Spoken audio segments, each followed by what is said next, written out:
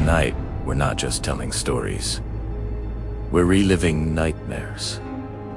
These aren't tales whispered around a campfire. They're accounts from people who stared into the abyss, and it stared right back. Here are 6 true Halloween horror stories. They'll make you question every shadow. Our first story comes from a college student named Leo, who decided to spend Halloween working a late shift at a campus library to earn some extra cash. The building was old, a maze of towering shelves and echoing silence. Around DSPM, with the library empty, he started his rounds. That's when he heard Idisoff, rhythmic thudding from the rare books section in the basement. He assumed it was the old building settling, but the sound was too consistent, like a heartbeat. It died out, his voice swallowed by the shelves. No answer. The thudding stopped. He felt a sudden, icy chill, even though the heating was on. As he turned to leave, he heard a whisper right behind his ear. A single, drawn-out word. Found. He sprinted out of that basement, never looking back. The next day, he quit.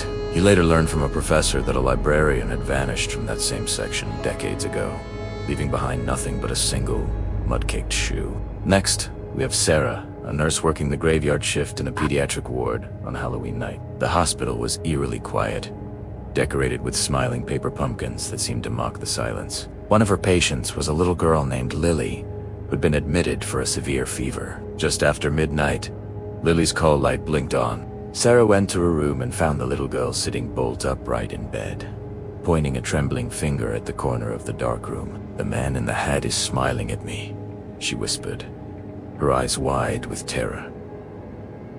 Sarah turned on the light. The corner was empty. She reassured Lily it was just a bad dream and gave her a sedative. An hour later, the light flashed again. Sarah rushed back, but this time, the room was freezing cold. Lily was under her blankets, shivering. "He told miss, waiting for you," she cried. Sarah's blood ran cold as she stood there, frozen. The main hallway light flickered and died, plunging the ward into darkness. From down the hall, she heard slow, deliberate footsteps approaching Lily's room. It wasn't another nurse. The steps were heavy, dragging, and they stopped right outside the door. Our third story is from a group of friends who decided to explore an abandoned asylum on Halloween, hoping for a cheap thrill. Armed with flashlights, they ventured inside. The air was thick with the smell of dust and decay. They found patient files scattered on the floor, rusted medical equipment, and childish drawings scrolled on the walls of the isolation cells. As they reached the top floor, one of them, Mike, started laughing uncontrollably. At first, they thought he was joking, trying to scare them. But his laughter became hysterical, almost pinnate. He pointed at an empty doorway, tears streaming down his face, and gasped, "They're putting on a play." "Don't you see them?"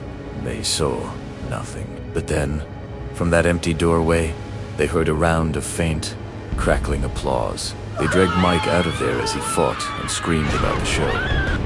He was never the same after that night, often waking up in a sweat, whispering about the audience that was always watching him. This next account comes from a firefighter named David. On Halloween, his crew responded to a call at an old, isolated farmhouse. The fire was small, contained to a single room on the second floor. As they worked to put it out, David noticed something strange. The room was a child's bedroom, but it was pristine, untouched by smoke or soot, while everything around it was charred. In the center of the room sat a single, antique rocking horse. Asawachet began to rock, slowly at first, then more violently, as if an invisible child were riding it. The air grew intensely cold. His partner yelled for him to get out, but David was transfixed. He saw a fleeting shape in the smoky air, the silhouette of a small child sitting on the horse, turning its head to look directly at him. He felt a wave of profound sadness wash over him, a grief that wasn't his own. The captain had to physically pull him from the building. They later learned a family had perished in a fire there a century ago, all except one child, whose body was never found. Our fifth story is from a couple, Mark and Chloe, who had just moved into their dream home. Their first Halloween there They were excited to hand out candy. As dusk fell, the first Tricor trader arrived, a small child in a classic ghost costume. A simple white sheet with 2 eye holes cut out. The child stood silently, holding out a plastic pumpkin. Chloe dropped some candy and the child didn't say thank you, just turned and walked away. A few minutes later, the same child returned. Confused, Chloe gave them more candy. This happened 4 more times. The child never spoke, never changed its pace. Mark, now unnerved, decided to follow. He watched the small, sheet-covered figure walk to the end of their street and vanish into the old cemetery that bordered their property. He returned, pale and shaken, the next day, while unpacking Old Town records. Chloe found a photo from the 1950s. It showed a local boy who had been tragically struck by a car on Halloween night, right in front of their house. He was wearing a simple, white, sheet ghost costume. Finally, we have the story of a truck driver named Rick, who often drove long, lonely stretches of highway late at night. On Halloween, he was hauling a load through a desolate part of the desert. His radio crackled with static. Then a child's voice came through, singing a nursery rhyme. He switched channels, but the voice followed, growing clearer, louder. Ring around the rosy, it sang, over and over. Suddenly, his headlights illuminated a small girl standing in the middle of the road, her back to him. He slammed on the brakes, swerving just in time to avoid her. His truck jackknifed, screeching to a halt, heart pounding. He jumped out to check on the girl, but she was gone. There were no footprints, no sign of anyone for miles. As he stood there in the chilling silence of the desert night, his CB radio crackled to life one last time. It wasn't the girl's voice anymore. It was a deep guttural whisper that said, "Pocket full of posies."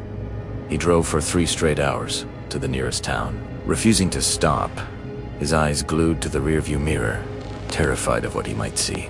Thanks for watching. If you have a story of your own you'd like to share, drop it in the comments below. And don't forget to like this video and subscribe for more dives into the darkness. Stay safe out there.